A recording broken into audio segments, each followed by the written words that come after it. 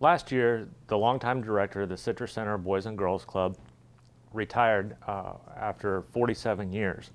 In that time, Walt Hall really made the Boys and Girls Club what it is and what you see today, spread out across the county and serving a number of boys and girls.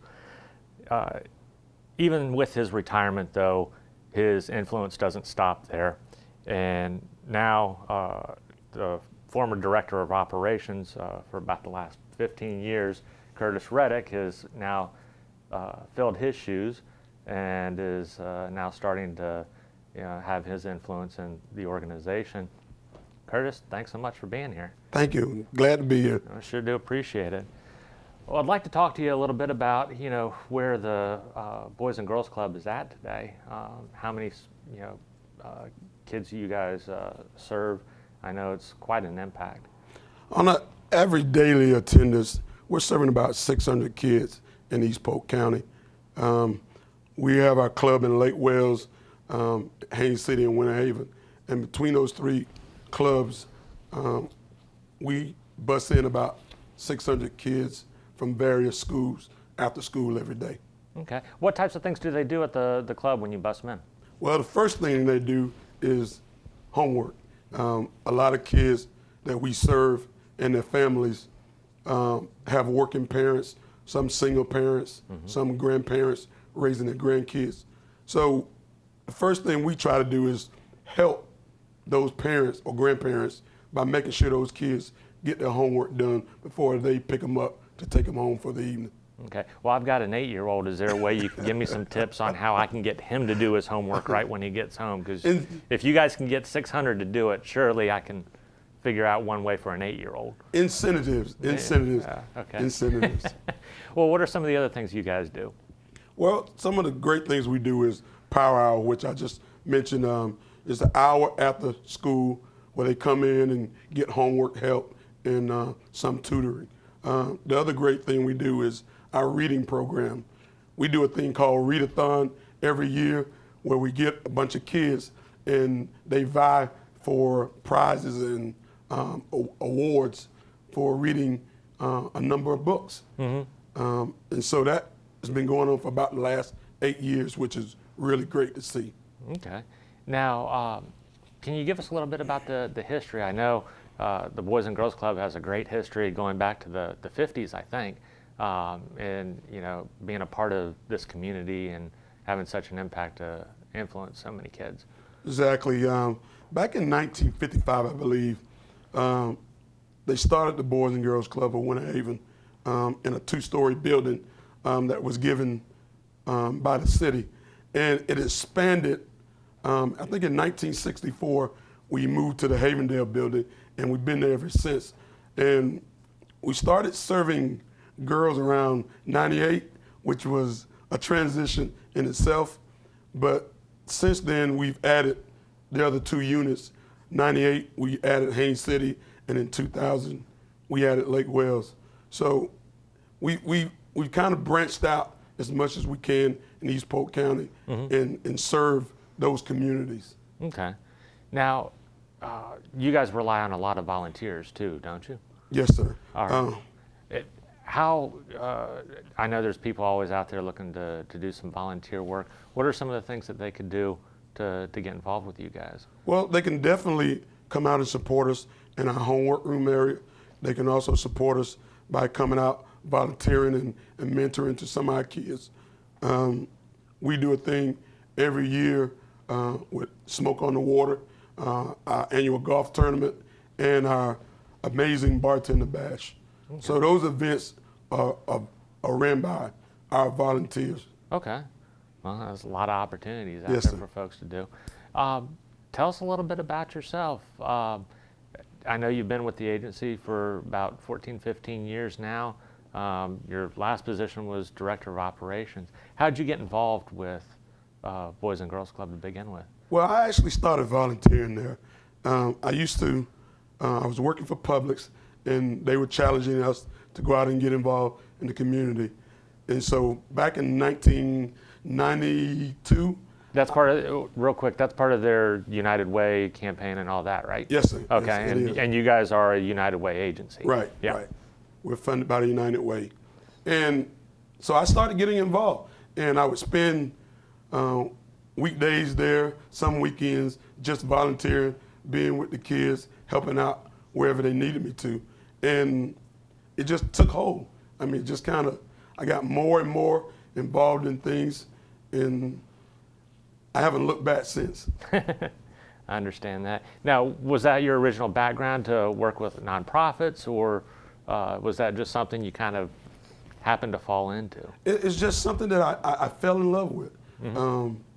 I never would have seen myself in a nonprofit as far as running the organization, but once you come out there and you spend time with the staff and with the kids, you can't help but just fall in love with what's going on. I mean, the kids are amazing because kids, sure, they're a little different today, mm-hmm. but they're the same in a sense. They want to be loved. They want to be disciplined even. It's a great experience for me to be able to wake up every morning to go to somewhere that I love. Mm-hmm. It's almost sometimes not even a job. Just being able to spend time with the folks, a great staff, and a great group of kids. Okay. Certainly it sounds like a nice gig you got going on now. Yeah. So what was it like working under Walt those years? What were the things that he taught you? I know there had to have been a ton of stuff. Well, Walt is just a great person. I mean, you know, what he put into it, his heart, his life, you can't replace that by any measurement. He actually taught me how to feel certain things that I never even knew I could feel. Mm-hmm. When he stands up and says that he loves every kid, he means it. Mm. It's not something to raise money or to make himself look good. He really means it. I think over the past 15 years, the biggest thing he's taught me was look inside, not so much just yourself, but inside those kids. And even through some of the bad times, stay focused on what you're here for. Mm-hmm. Stay focused on your purpose, your mission. Okay. So those are, I'm sure, are quite a few things that you're bringing with you in your new role. Tell me a little bit about, you know, what your vision is going forward. What types of things do you have planned that you'd like to see added? Well, the first thing I'd like to see is we be a little more intricate in the education process. We're doing Power Hour, which is huge, but I would like to see us more involved and more focused with the schools as far as about educating our kids. We're not schools, but we can definitely help kind of build on the process. One of the things we're doing is summer brain game during the summer, where we will actually be kind of continuing the educational process even during the summers. We've reached out to the various schools. I have my directors volunteering in various schools in East Polk County to try to bring home a little more commitment and relationship with actual schools in our community. All right. So are you guys wanting to get more of like develop kind of like a supplemental curriculum almost, or? Yes, we're actually in the process of adding a curriculum. It's one of the things that I think will help support us in trying to further our kids' education. I think the biggest thing we're going to concentrate on is reading. Mm-hmm. I think if a kid can learn to read early on, kindergarten, first grade, their education process will be that much more easier for them, because I believe that reading is, you know, the corner phrase is fundamental. I mean, sure. It really is a key element in the educational process. Well, I know. I mean, looking at it in my background with my family, a bunch of teachers, so I know where you're coming from on that, and how even today, there's so many reading programs in the schools trying to focus that in with the kids. I think that's great what you guys are doing to help out with that. Yes. Now, also, if kids are wanting to get involved, can you talk a little bit about that and wanting to be a part of the Boys and Girls Club? Well, we definitely have a huge membership.